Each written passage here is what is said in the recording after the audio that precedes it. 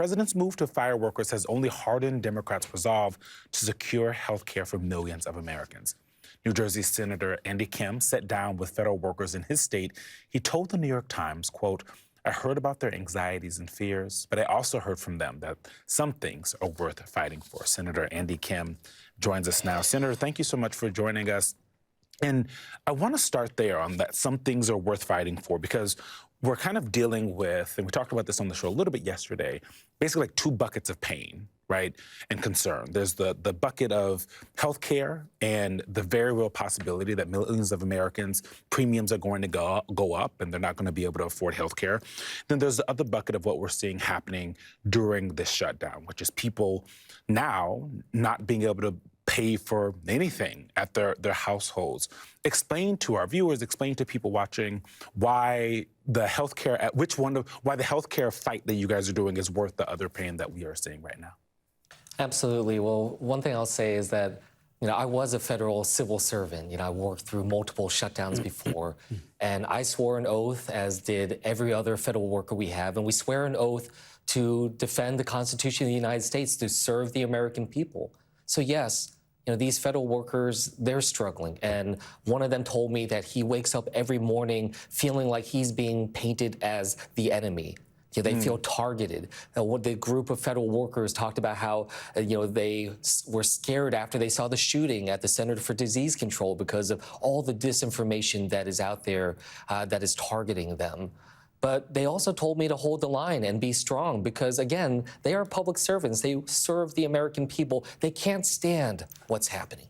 They can't stand to see the Constitution that we swore an oath to being trampled, to have their fellow civil servants, public servants fired at whim and be trampled on by so many people who are intent on taking down and dismantling our government. So the federal workers, they told me to stay strong and to continue to fight for this because they believe it's important at a time when we're seeing, who they fired, for instance, just the other day. For instance, going after people at the Department of Education working on special education for people with kids with disabilities. Is that really where the American people see as the problem when it comes to our government spending? Senator Kim, I want to get in the weeds a little bit into the issue that is at the center of this shutdown right now, which is the reauthorization of the Obamacare subsidies.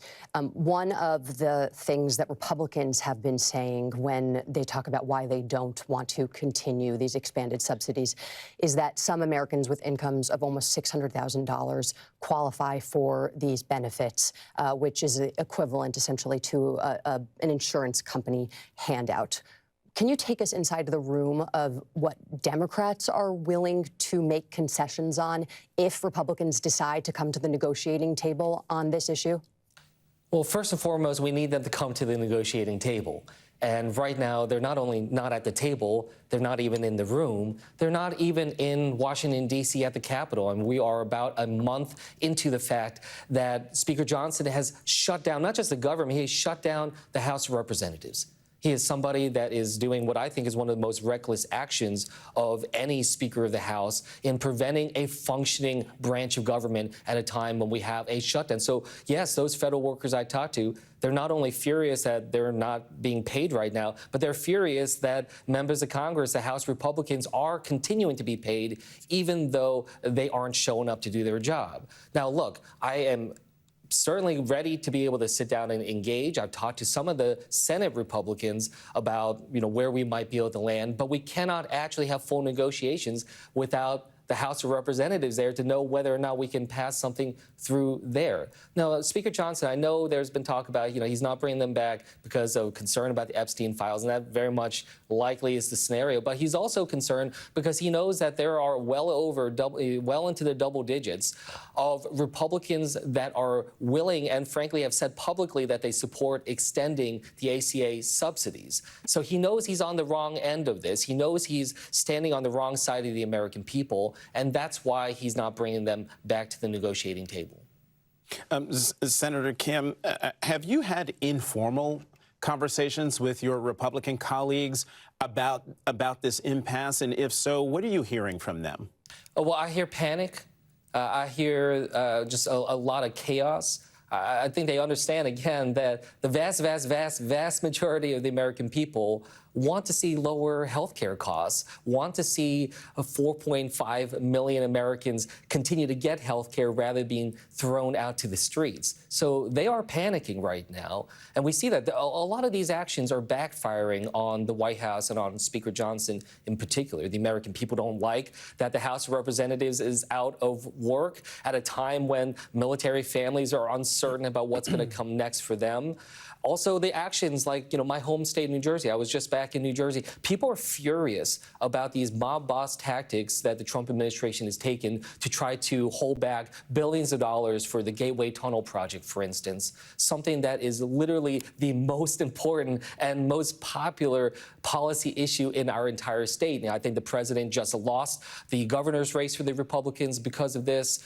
It is backfiring enormously. So, this idea that they can continue to hold our public servants as human shields, the idea that they can continue to push forward in this, people don't like it. Democracy should not exist at the end of a gun barrel.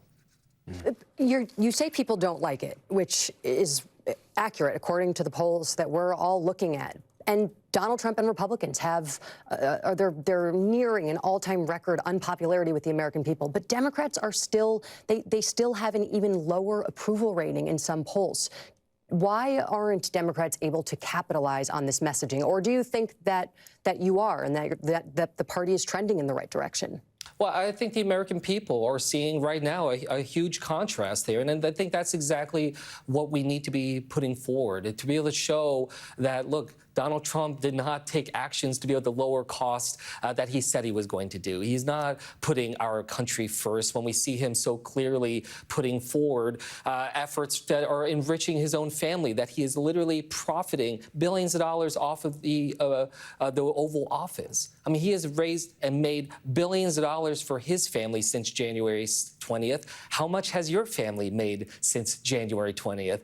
He is clearly the person in this country benefiting the most, and at the expense of the American people. And I think that's becoming much clearer now after just these disastrous tariffs, after what we've seen in terms of just their lawlessness and the recklessness, the fact he is, putting forward, National Guard and uniformed service members into the streets of our cities. I was just engaged with some of the National Guard in D.C. learning about their efforts. $1.3 million a day just in Washington, D.C., nearly it'll be over $200 million by the end of the year. The American people know that this is not right, and I think that that's what's going to be turning the tide, and that's why the Republicans are panicking right now. That is a great line, Senator. How much has your family made since January 20th? Senator Andy Kim of the great state of New Jersey, also my home state, thank you very much for coming to the weekend.